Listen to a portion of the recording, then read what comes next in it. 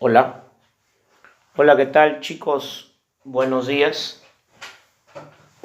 Hola, ¿se ve? ¿Me veo? Ay, por acá creo que estoy. ¿Qué tal chicos? ¿Cómo están? Buenos días con cada uno de ustedes. Eh, Otra vez reunidos de forma virtual para poder desarrollar una nueva clase de ciencias.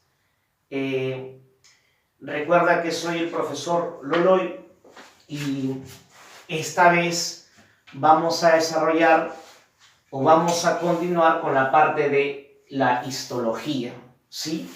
Pero, ¿en qué tema nos encontramos, profesor? Nos encontramos dentro de un apartado de la histología que se le conoce con el nombre del tejido conectivo. Así que por acá vamos a empezar colocando ese nombre.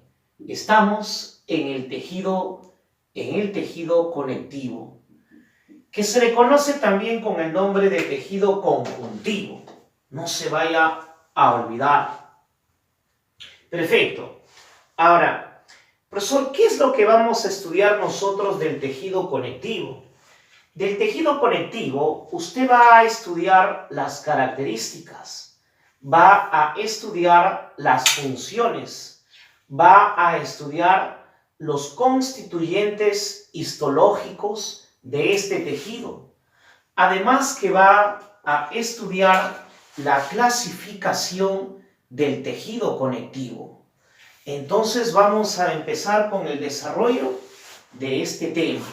Un tema bastante importante, un tema trascendental, debido a que es una pregunta bastante frecuente en los exámenes de admisión. Recuerda, por favor, que lo que vamos a desarrollar en esta parte corresponde a las características. Vamos a empezar entonces con la explicación de las características del tejido conectivo. En primer lugar, nosotros debemos de recordar que el tejido conectivo, así como el tejido epitelial, eran considerados tejidos indiferenciados. ¿Por qué era un tejido indiferenciado? Porque era un tejido que se originaba directamente de las hojas germinales. Recuerda que se llama tejido indiferenciado cuando este tejido se origina de forma directa de las hojas germinales. Pero si yo estoy ante un tejido diferenciado, como es el tejido óseo, por ejemplo, ella se origina no de manera directa, sino que de manera indirecta de las hojas germinales. Que nos quede claro ese dato importante. Profesor, entonces yo ya conozco, yo ya sé qué significa tejido indiferenciado. Pero profesor, por acá me hablan del origen. Entonces yo tengo que saber, profesor, de dónde se origina este tejido conjuntivo o también denominado conectivo. Recuerda que este tejido se origina a partir de una hoja germinal que se le conoce con el nombre del mesodermo. A partir del mesodermo se va a originar el tejido conectivo. Ahí lo tienes.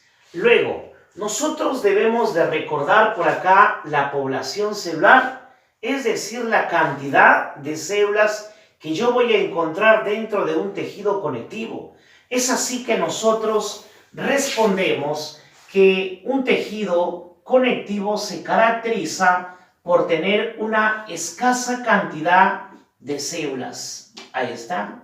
Y si hay una escasa cantidad de células, eso implica lo siguiente, que la tasa mitótica o la capacidad que tienen sus células para poder dividirse es baja. Así que acá voy llenando. La tasa mitótica es bastante baja. y como la tasa mitótica es baja, infiero yo que las células no se dividen con mucha rapidez. Y como no se dividen con mucha rapidez, entonces yo voy a encontrar una escasa cantidad de células. Pero también usted debe de relacionar la cantidad de células con la cantidad de sustancia intercelular. ¿Y por qué, profe? Porque son inversamente proporcionales. Eso significa, profe, que si tengo una escasa cantidad de células, voy a tener por consiguiente una abundante cantidad de sustancia intercelular. Claro que sí, vamos a tener una elevada cantidad, o vamos a decir que la sustancia intercelular es abundante. Hay mucha sustancia intercelular. Ahí lo tenemos. Muy bien, pero después yo me preguntaré, profesor, si es que las células del tejido conectivo tienen una gran actividad o tienen una actividad metabólica baja. Responderemos que las células del tejido conectivo son células bastante activas. Algunas, por ejemplo, tienen capacidad para producir anticuerpos. Otras van a tener capacidad para producir citoquinas. Otras van a producir, pues, a un grupo de moléculas que constituyen o que se constituyen para formar fibras. Entonces, profesor, la actividad de las células del tejido conectivo es bastante elevada. Gran actividad, gran actividad. Todas las células del tejido conectivo tienen una gran actividad metabólica. Y si todas las células de un tejido tienen gran actividad metabólica, yo voy a concluir que el nivel metabólico de este tejido es bastante elevado. El metabolismo tisular del tejido conectivo es bastante elevado. Y si el metabolismo tisular del conectivo es bastante elevado, entonces yo tengo que mencionar que para que se cumpla ese metabolismo elevado, debe de haber una gran producción de energía. Energía en forma de ATP. Esa energía en forma de ATP se produce a partir del proceso oxidativo de la glucosa. Pero tú sabes que la glucosa se encuentra en el torrente sanguíneo. Y si es que está en el torrente sanguíneo, infiero yo que el tejido conectivo es un tejido conectivo que presenta vasos sanguíneos. Acá en la imagen puedo ver con bastante claridad que hay un tejido conectivo y en ese tejido conectivo se muestra pues a un vaso sanguíneo. En los tejidos conectivos, profe, entonces hay vasos sanguíneos. Y si es que hay vasos sanguíneos, obviamente hay sangre. Y si es que hay sangre, profe, obviamente hay moléculas de glucosa. Ahí lo tienes. Y si hay glucosa, profe, la glucosa se puede oxidar. Y si se oxida la glucosa, profe, entonces se genera energía en forma de ATP. Y esa energía es utilizada por cada una de estas células para que puedan realizar su gran función que realizan a nivel del tejido conectivo. Profesor, entonces a la pregunta, es obvio, profe, yo lo estoy mirando, vasos sanguíneos sí hay. Y como hay vasos sanguíneos, entonces yo mencionaré que se trata de un tejido considerado vascularizado. Así que acá yo le voy a colocar tejido vascularizado. Muy bien. Ya lo tiene ahí, muchacho. Es el tejido vascularizado. Atento. Vamos, chaval. Observa acá. Mira acá, alumno chaval. Bien. Continuemos por acá. Me hablan además de que en el tejido nervioso si hay o no hay terminaciones nerviosas.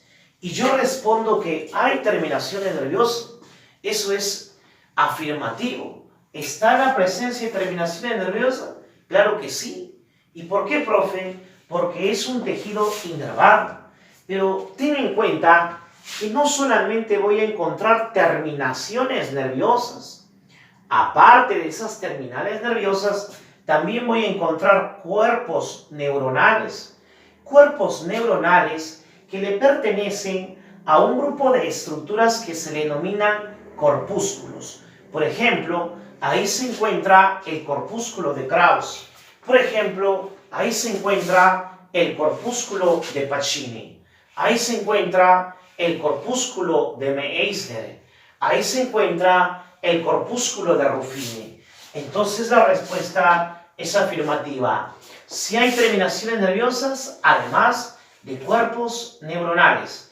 Profesor, es así que a este tejido se le considera por ello un tejido inervado. Hágase un tejido inervado. Correcto. Continuemos, señores.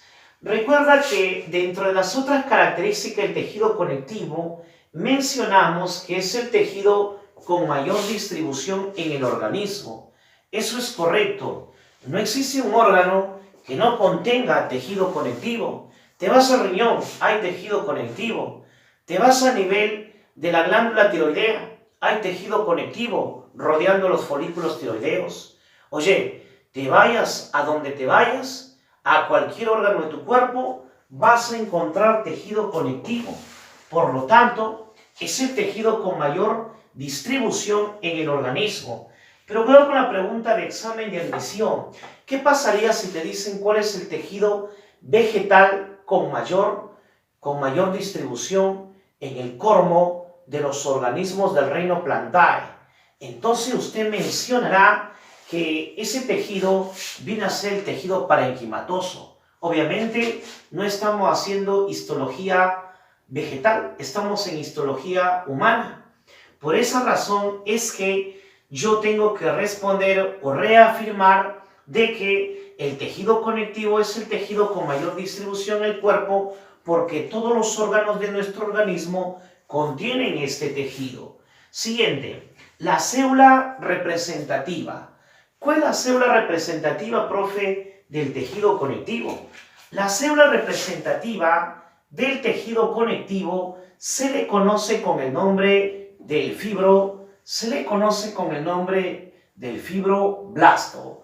Así que por acá voy a colocar el nombre fibroblasto. El fibroblasto es la célula, profe, representativa de los tejidos conectivos. Es decir, es la célula más abundante en cuanto a los tejidos conectivos se refiere. Pero luego por acá me preguntan si hay uniones intercelulares. Recordemos, a nivel del tejido epitelial había uniones intercelulares de adherencia, como por ejemplo se encontraba la zónula occludens, la zónula adherens, se encontraba el desmosoma, pero también habían uniones comunicantes como los nexus. En este punto me van a preguntar si es que esas uniones intercelulares de los epiteliales se encuentran acá. Entonces, esa es la pregunta. ¿Habrá o no habrá uniones intercelulares? Si nos vamos a la imagen, las células se encuentran separadas. Y si es que las células están separadas, nosotros podemos intuir la inexistencia de las uniones intercelulares. Por eso es que yo acá voy a mencionar que estas no están presentes. Hay ausencia de uniones intercelulares, a menos que te refieras a un tejido conectivo especializado. Ese tejido conectivo especializado es el tejido óseo. El tejido óseo a nivel de los canalículos calcóforos que vamos a encontrar en ese tejido, se observa uniones intercelulares de tipo desmosómicos. No se olviden. Ahora, no te olvides además que el tejido conectivo, a diferencia del tejido epitelial, no está sobre, sino que está debajo de la membrana basal. Así que yo menciono acá, ¿está ubicado debajo? Sí. ¿Debajo de quién? De la estructura electrodensa. Profe, ¿por qué dice electrodensa? Porque ante el microscopio electrónico se observa como una densidad mayor. Por eso es que nosotros vamos a decir una estructura electrodensa, ubicado debajo de la membrana basal. Importante, no te vayas a olvidar, muchacho. Acá está, ¿eh? Así.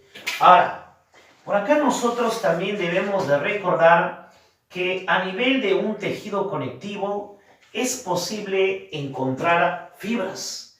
Profesor, ¿podemos encontrar fibras? Claro que sí. Profe, ¿y qué fibras vamos a encontrar? Tú vas a encontrar, por ejemplo, esta fibra que parece una red. A estas se llaman fibras reticulares. No te olvides, vas a encontrar fibras reticulares.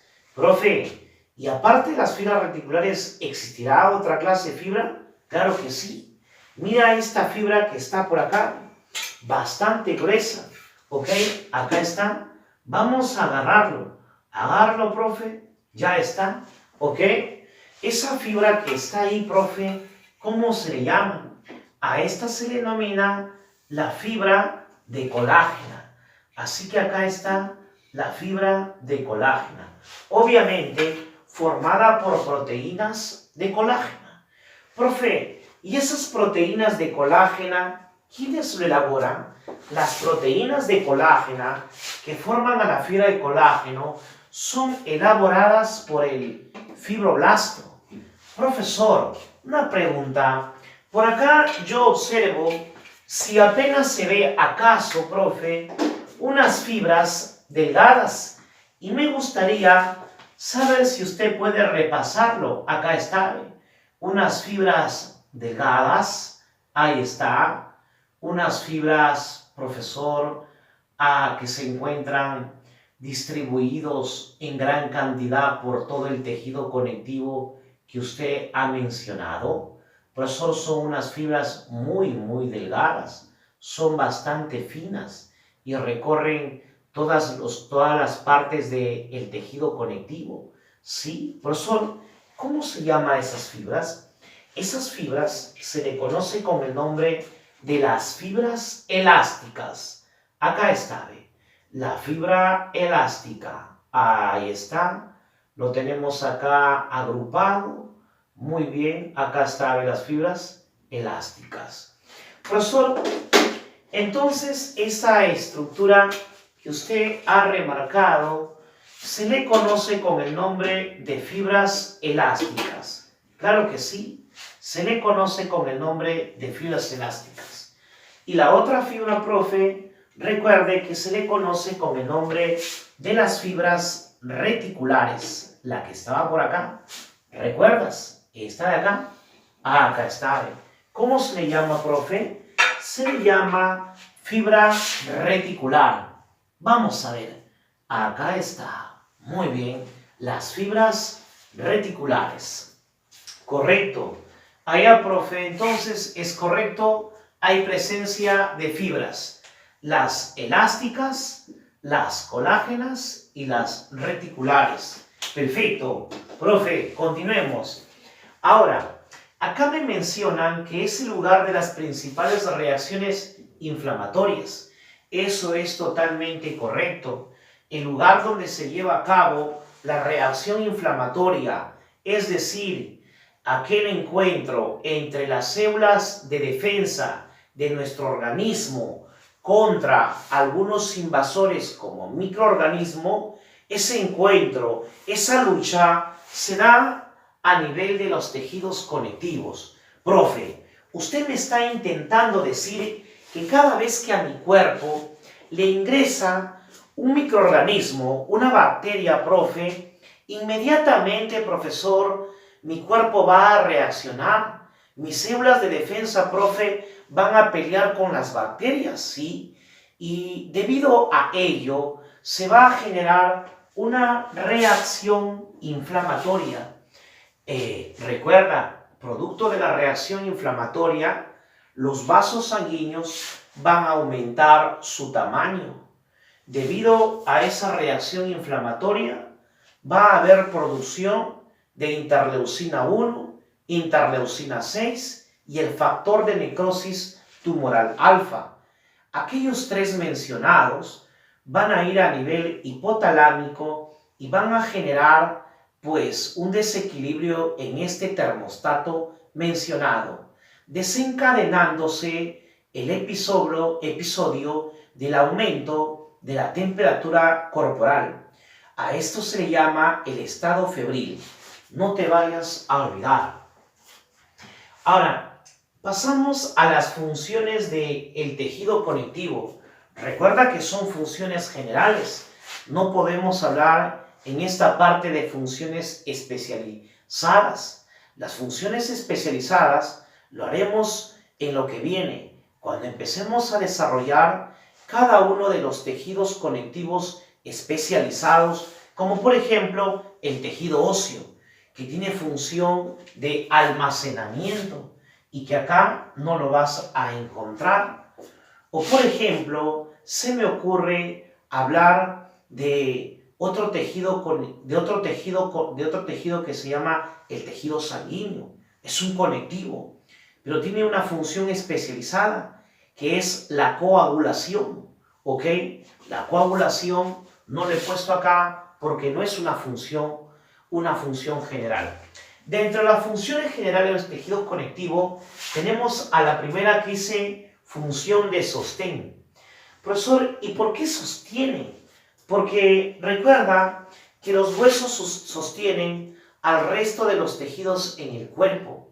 Como los huesos sostienen al resto de tejidos en el cuerpo y además, debido a que tú sabes que los huesos son una clase de tejido conectivo, entonces yo concluyo que hay un tejido conectivo o los tejidos conectivos tienen función de sostén. Perfecto. Entonces por acá nosotros vamos a continuar. Función de relleno. Recuerda que rellena espacios importantes en el organismo. Por ejemplo, a nivel del riñón hay un espacio que se le llama seno renal. Ese espacio en el riñón denominado seno renal es rellenado por un tejido conectivo. No te olvides. Función inmunológica. ¿Por qué función inmunológica, profe? Porque existen células en el tejido conectivo que se van a encargar de destruir a microorganismos. Profesor, ¿y cómo se llama esa célula que se encarga de destruir microorganismos? Uno de ellos, por ejemplo, se le conoce con el nombre del macrófago. Acá está siendo señalado el macrófago. Muy bien, acá está el macrófago. ¿Qué es lo que realiza el macrófago? Recuerda que el macrófago realiza un proceso que se le conoce con el nombre de la fagocitosis. En realidad, su función es de comer. Fagocitosis significa comer células, y lo que se come es a células bacterianas que han sido destruidas. ¿Ok? Perfecto. Así que, como son capaces de destruir bacterias mediante la fagocitosis, eso significa que, pues verdaderamente, tiene función inmunológica o función de defensa. Luego tenemos por acá la nutrición. ¿Ok? Recuerda que los tejidos conectivos se encargan de nutrir a los tejidos epiteliales. Eso que nos quede claro. Nosotros decimos que el tejido conectivo tiene función de nutrición debido a que tiene capacidad para poder nutrir al tejido epitelial. ¿Ok? Aquí está. Es capaz de nutrir al tejido epitelial. Ya está. Ahí lo tiene usted. ¿Ok? Función inmunológica habíamos mencionado debido a que se encuentra el macrófago, ¿ok? El macrófago. Pero también se encuentra, pues, el que se encarga de rellenar, ¿sí? Cuando hablamos de función de relleno, no te olvides que hablamos de la grasa. Y la grasa es parte del tejido conectivo. Función de sostén. Por ejemplo, cuando nosotros hablamos del tendón, el tendón es un tejido conectivo. ¿Y el tendón qué hace, profe? Une, por un lado, al hueso con un músculo. El músculo se sostiene del hueso gracias al tendón. Por eso es que hablamos de función de sostén. No te olvides, el tendón es tejido conectivo y debes de recordar que el tendón permite que el músculo se sostenga de los huesos. Perfecto. Continúa. La reparación. Los tejidos conectivos se encargan de reparar las lesiones o las soluciones de continuidad por, no te olvides, un mecanismo que se le conoce con el nombre de la cicatrización. Ahora, para la responsabilidad de la cicatrización, ¿ok? No podemos escogerle cualquier célula. ¿Cómo así, profe? Estoy intentando decir que la cicatrización, si bien es cierto, es parte de las funciones del tejido conectivo, pero no todas las células tienen esa capacidad para que se dé el proceso de cicatrización. De hecho, hay una célula que se encarga del proceso de cicatrización. Esa célula es el fibroblasto. Muy bien. Y luego debe usted de recordar que es formadora de membrana basal. No te olvides. Imagínate, acá está el tejido epitelial y acá abajo está el tejido conectivo. Entre ambos está la membrana basal. Esa membrana basal, recuerda que tenía dos componentes, la lámina basal y la lámina fibroreticular. Esa segunda capa, llamada lámina fibroreticular, es formada por el tejido conectivo. No se olvide. Por eso yo digo que es formadora ¿de qué? De membrana basal. ¿Qué parte de la membrana basal lo forma el tejido conectivo? La membrana fibroreticular. Perfecto. Chicos, pasamos a los componentes. Cuando nosotros hablamos de los componentes del tejido conectivo, debemos de recordar que hay dos componentes. Como en cualquier otro tejido, siempre voy a encontrar dos componentes. Profe, ¿y cómo se llaman los componentes? Hay un componente que se le conoce con el nombre de célula. Acá está el componente denominada célula. Pero un tejido no solamente está constituida de célula. De hecho, hay un material que rodea a la célula, que se le conoce con el nombre de la sustancia intercelular. No te olvides entonces. Ahora, yo me voy a hacer la siguiente pregunta. ¿Y la sustancia intercelular, que es la que rodea a las células, esa sustancia intercelular, quién lo dejó ahí? Esa sustancia intercelular, ¿quién lo formó? Lo formó una célula.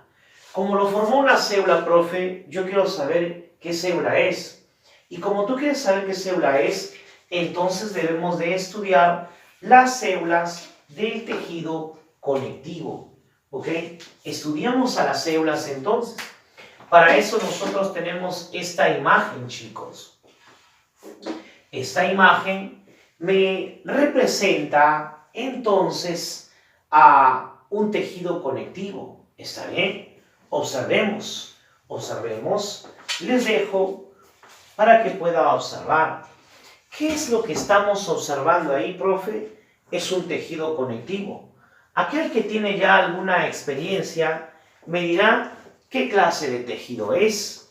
Seguramente que aquel individuo que tiene experiencia podrá indicarme que a nivel de esa imagen podemos observar sustancia intercelular y que en esa sustancia intercelular hay moléculas que se encargan de captar moléculas de agua. Y también alguien me dirá, profesor, yo reconozco tal célula, tal otra célula, y también reconozco esta última célula, ¿sí? Habrán algunos chicos que ya tienen alguna experiencia y podrán observar en las células, así que continuamos. Mira, dentro de las células que nosotros vamos a mencionar, recuerda que hay una célula que se le conoce con el nombre del adipocito. Por acá, entonces, se encuentra el adipocito. Recuerda que el adipocito es una célula que tiene capacidad para poder almacenar triglicéridos. No te olvides, el adipocito tiene capacidad para poder almacenar a los triglicéridos. No te olvides, los triglicéridos son las formas de almacenamiento de los lípidos. De hecho, para que un adipocito pueda almacenar triglicéridos, necesariamente debe de existir insulina.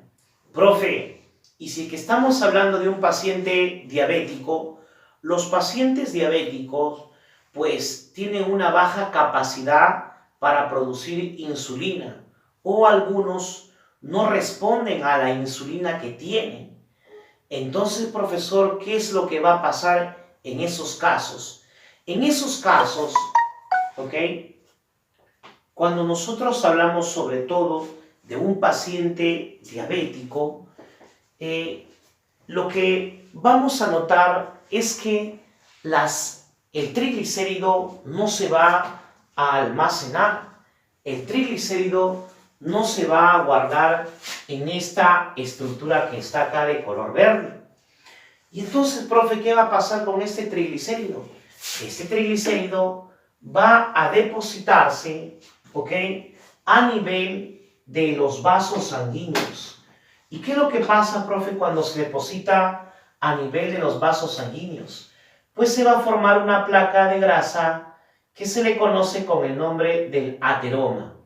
El ateroma, cuando cierra hasta el 95% del calibre, ¿ok?, o de la luz del vaso, entonces se va a producir una patología que se conoce con el nombre de infarto agudo de miocardio. Entonces, recuerda, los triglicéridos se almacenan en el adipocito. Debe de almacenarse, pero para que se almacene necesitamos de la insulina. Los diabéticos no tienen. Como no tienen, el triglicérido no se almacena en el adipocito. ¿A dónde se va? Al vaso sanguíneo. ¿Qué se genera? El ateroma. ¿Cuál es la consecuencia? Infarto agudo de miocardio. Pero nosotros también por acá podemos mencionar de que a nivel de los adipocitos hay una vesícula donde específicamente se almacena el triglicérido. Esa vesícula se le conoce con el nombre de lóculo. No se olvide, se le conoce con el nombre de lóculo. Además, debemos de recordar que los adipocitos tienen capacidad para producir también fibras de colágeno, ¿ok? No se vaya a olvidar. También debemos de recordar que los adipocitos producen hormonas. Una hormona como por ejemplo la resistina. Una hormona como por ejemplo el angiotensinógeno. Oye, y también debes de recordar que es capaz de elaborar a la leptina. Debes de recordar. La leptina, que es una molécula que se encarga de modular el hambre, la saciedad, el apetito. Y también debemos nosotros de mencionar que en el adipocito nosotros podemos encontrar unas moléculas que se le conocen con el nombre del caroteno. Acá está, entonces. ¿Podemos encontrar entonces caroteno? Claro que sí. Perfecto. Bueno, hay algunas implicancias de mayor estudio en adipocitos, pero eso lo dejamos cuando hagamos tejido adiposo. Bien, ahora, es la primera célula que hemos analizado. Vamos ahora a otra célula. ¿Qué te parece si ahora analizamos a esta célula que está acá? Es una célula bastante peculiar, profe. Claro que sí. Pero solo una pregunta. A ver qué vas a preguntar. Profe, ¿cómo se llama esta célula? Acá está su nombre. Esta célula se le conoce con el nombre del el plasmocito. Esta célula se le conoce con el nombre del plasmocito. No te olvides que ese plasmocito, o también llamada célula plasmática, deriva de una clase de célula sanguínea. Hay una célula sanguínea que por acá se encontraba, muy pequeñita ella, chiquita, acá estaba la célula, y si apenas lo puedo ver, y tú también, pero esa célula era de la sangre, ¿ok? Vamos a colocarle de color verde para que se note. Y una célula de la sangre, profe, sí. Era joven, vivía en la sangre, quería madurar, y cuando maduró, salió de los vasos sanguíneos y constituyó al plasmocito. Profe, ¿cómo se llama esa célula? Esta célula se le conoce con el nombre de el linfocito B. Ya está. O sea que los linfocitos B dan origen a las células plasmáticas o plasmocitos.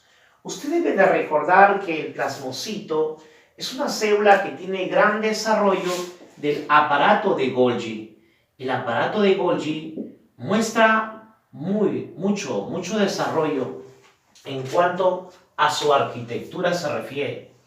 Y recuerda que debido a ese gran desarrollo, pues se van a sintetizar unas moléculas de color rojo, ¿ok?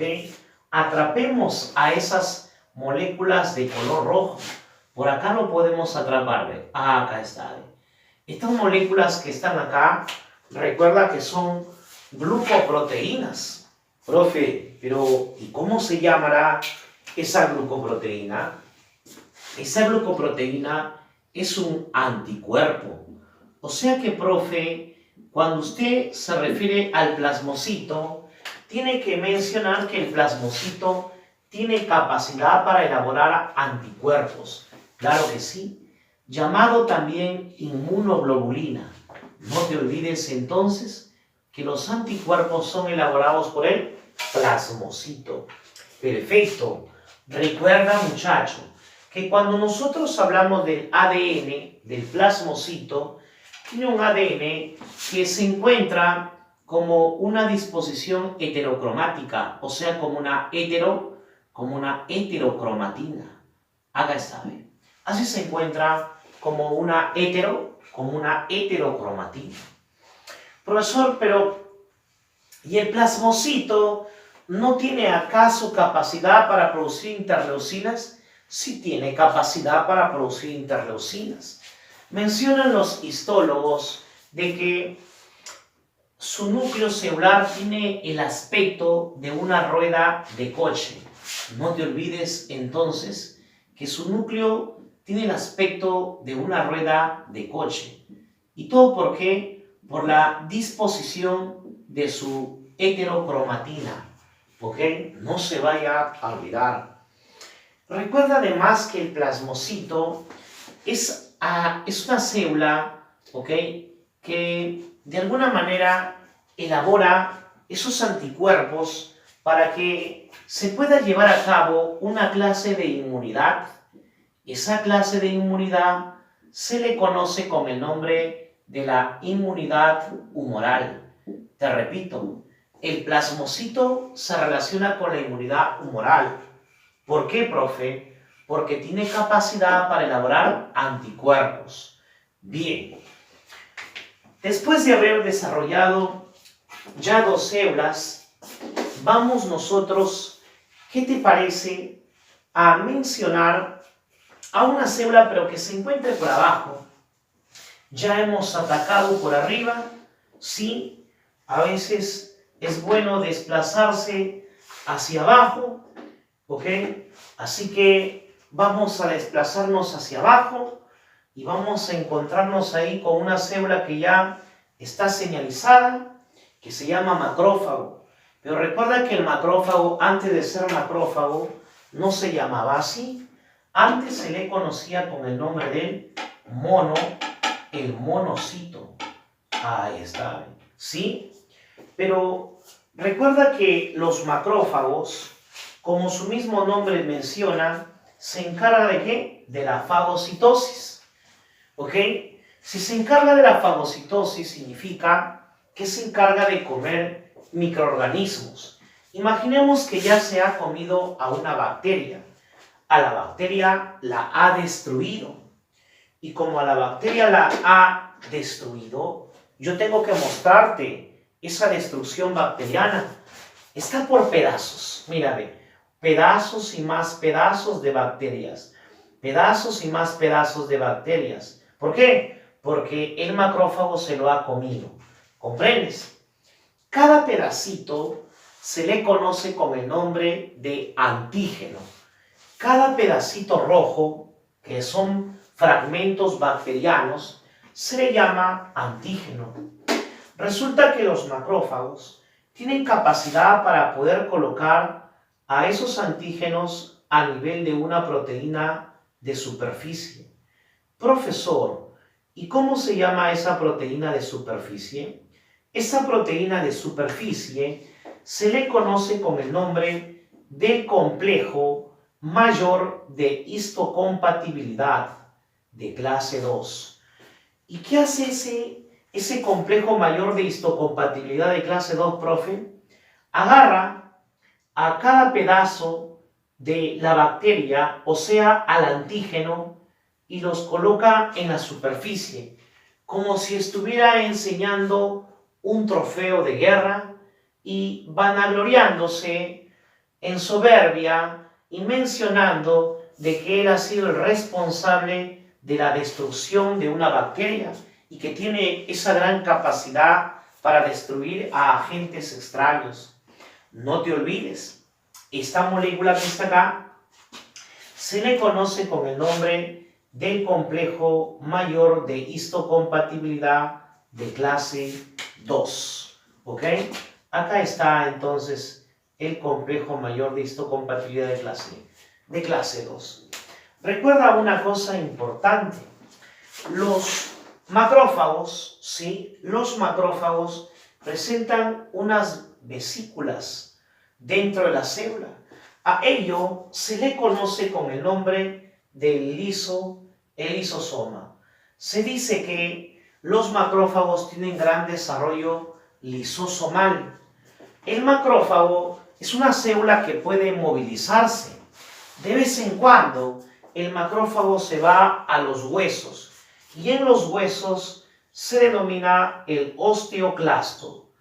Pues otras veces el macrófago decide movilizarse hacia el sistema nervioso y ahí en el sistema nervioso se hace denominar la microglia.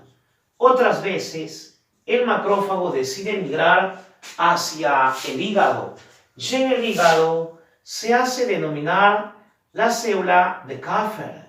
Ahí está, ¿sí? Se hace denominar entonces la célula de Kupffer.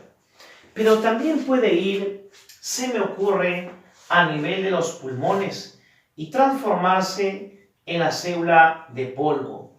Otras veces no migra ni al pulmón ni al hígado, sino que migra al riñón. Y en el riñón se hace denominar la célula mesangial, ¿ok? Pero de repente se trata de una mujer embarazada y como la mujer está embarazada, el macrófago decide ir hasta la placenta. Entonces, en ese caso, al macrófago que está en la placenta se llama célula de Hofbauer. Ahí está, ¿ve? Así se llama la célula de Hofbauer. La célula de Hofbauer es el macrófago de la placenta. Claro que sí. Profe, ¿y qué pasaría si es que va a nivel de las articulaciones? Ahí se hace denominar el sinoviocito. Claro que sí. Ahí se hace denominar el sinoviocito, el macrófago y sus lisosomas. Para la actividad de este macrófago necesitamos que el ambiente interno sea un pH menor a 5. Pero vamos a ver entonces qué es lo que nosotros tenemos. Sin embargo, vamos a hacer un alto a esta primera parte de la transmisión. Esta es la primera parte del video.